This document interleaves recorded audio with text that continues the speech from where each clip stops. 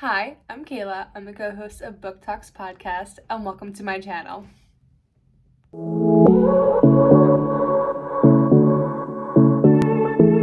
Me and Marissa started this podcast about a year and a half ago during quarantine. We both were home a lot more, we're both reading more, and we love to read and we love to talk, and we thought we were kind of funny, so we started a podcast.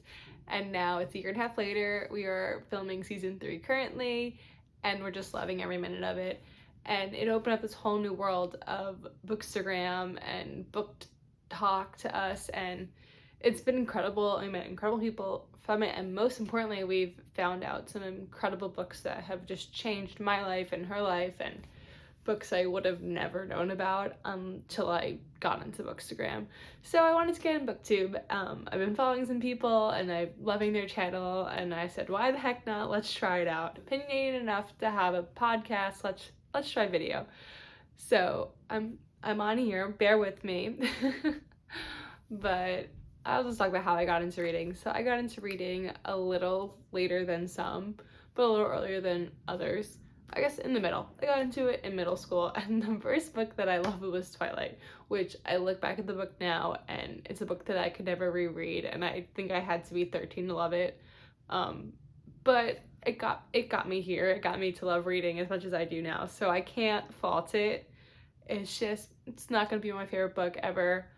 I actually did read it twice at one point in my life, so yeah, we won't talk about that part. But yeah, I got into Twilight. I got it for Christmas one year, and I was like, who the heck would give me this book? Prior to that, I absolutely despised reading. Like, my mom had to like pay me money to read books for school. I remember being forced on lockdown of like summer vacation the last week just so I can finish my summer reading, because I didn't start it until then.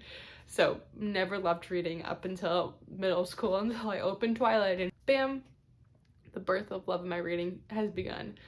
But where was I going with this? Oh yeah, so I got it for Christmas and I didn't open it, and then I got grounded one day and I had nothing to entertain myself in my room, so I'm like, let me open this book of Twilight and give it a shot. Devoured it in one sitting, stayed up all night, and I was like mesmerized. I'm like, wow, like books are this magical.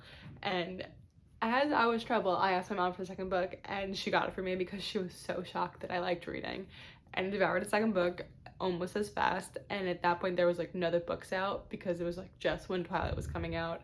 So I remember having to wait, and it was like agonizing. And I remember like going to Thorns late to like the night before or the night of, I don't remember that time. I just remember going to Barnes & Noble at night to get the next books. But it kind of it spun off from there, and I read the popular YA fantasies like Divergent and Hunger Games and Harry Potter, and I really stayed in that young adult genre for a very long time. Like, I was a little scared to go into that adult. I just thought like it wasn't for me and I wasn't into it, and at the time it made sense. I was young adult. It wasn't until we started the podcast that I got into adult contemporary and adult romance. It was for the podcast. We picked a Kay Tucker book at random. I just found on Amazon, and then I forget what it's called now. I will find the name and put it here. But at that time we were trying to figure out the structure of our channel, so we did 3 whole 30 to 45-minute episodes about this one book, and we like super analyzed it. And this book wasn't even long. It was like only like maybe 350 pages, and we did 3 episodes on it. Now, for those who don't know, we have one episode, usually max 45 minutes, and we just talk about the book.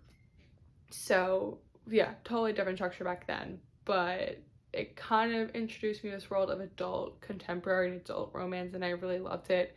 And from there and through Bookstagram, we found books very similar to that one, and I kind of spun off from there. And it wasn't until I found adult fantasy did I like get that giddy like kid feeling again, where like I had to stay up all night and read a book. And it was Sarah J. Maas, and I was fully influenced by Bookstagram on that one. Like ACOTAR, it wasn't the first book for ACOTAR that did it for me. It was the second book that like, oh my god, I remember recording a video and sending it to my co-host afterwards, and she was like, are you okay? Because I was just so touched by it, and it just kind of took off from there. And this year, I can't believe that it's been like one whole year that I've read all of them. I feel like I've like known about these books my whole life, but no, I've read the first ACOTAR book in March. So it's been a roller coaster of a year. Read all the ACOTAR books, I've read all the Fountain Glass books, I've read the Crescent City books. Can't wait for Crescent City 2. But yeah, no, so we're gonna hop on here, we're gonna talk about our favorite books, our least favorite books, we're gonna talk about, maybe do a readathon. But yeah, I'm happy to be on BookTube, and I look forward from hearing from y'all.